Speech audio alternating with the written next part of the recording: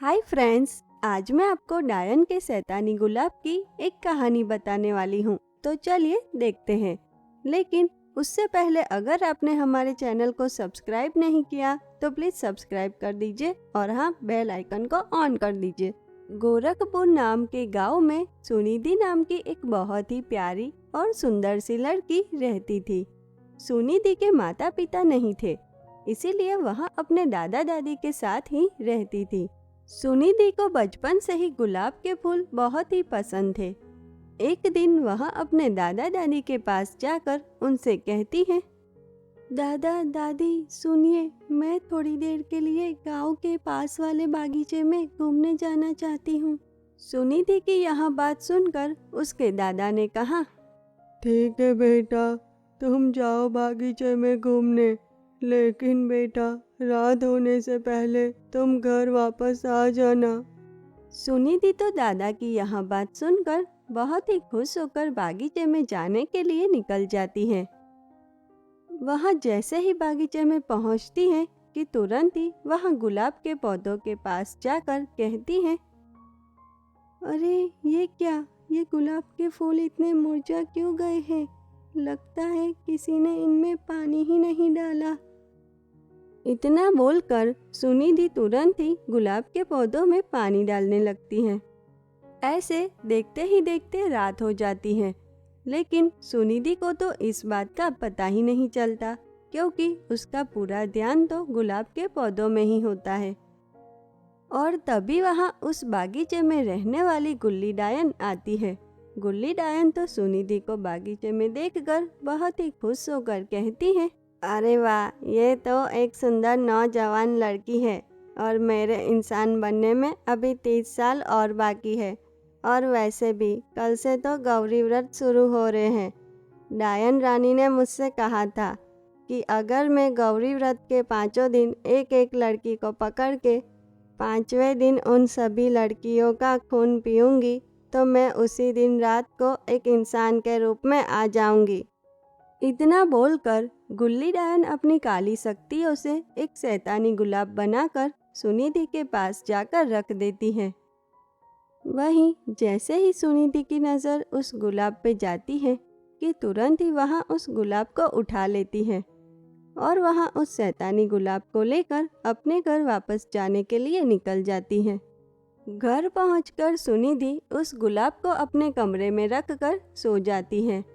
अगले दिन सुबह सुनिधि जैसे ही उठती है कि तुरंत ही वहाँ उस गुलाब के पास जाकर कहती है, अरे ये गुलाब तो अभी भी वैसा का वैसा ही है, बिल्कुल भी मुरझाया नहीं है और इसकी खुशबू भी कितनी अच्छी आ रही है।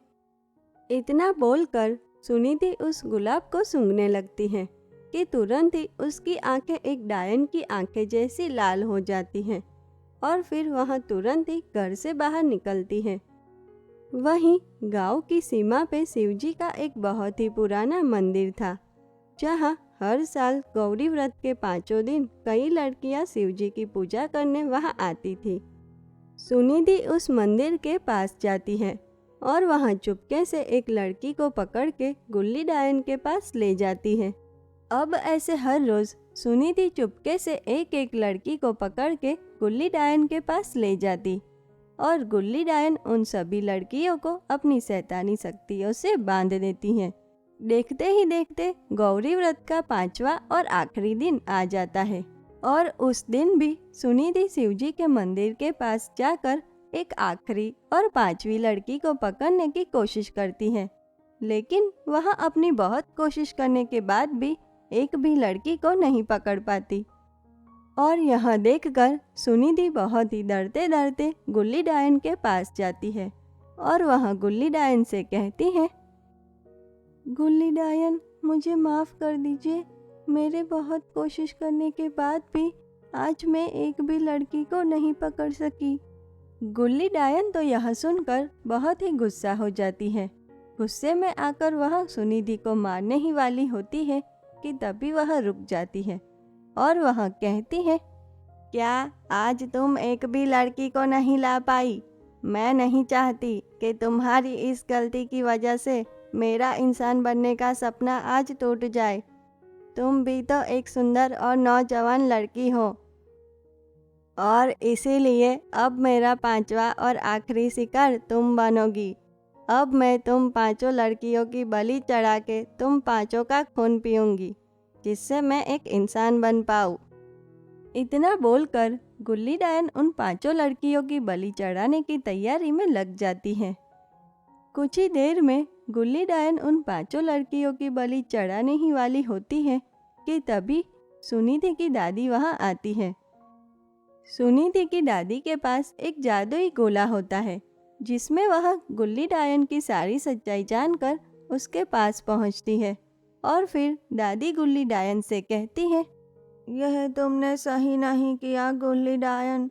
मैंने अपने जादुई गोले में सब कुछ देख लिया है।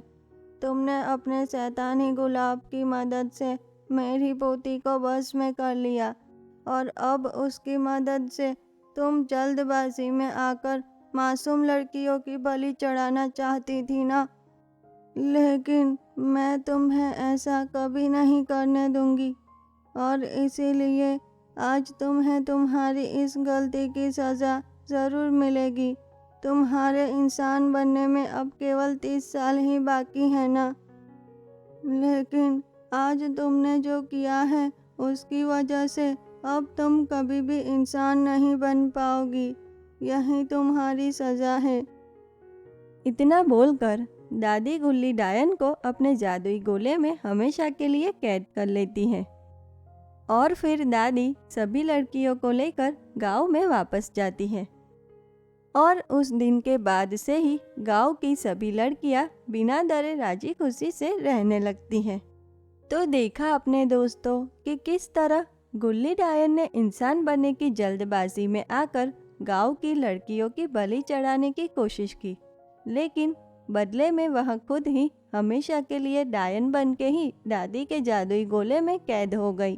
तो दोस्तों, इस कहानी से हमें यह सीख मिलती है कि हमें कभी भी बिना सोचे समझे किसी भी चीज़ को पाने की जल्दबाजी नहीं करनी चाहिए, क्योंकि ऐसा करने से कभी कभी हम उस चीज़ को तो नहीं पाते, लेकिन बदले में हमें खुद ही अपनी इस जल्दबाजी का एक बहुत ही बुरा परिणाम भुगतना पड़ता है।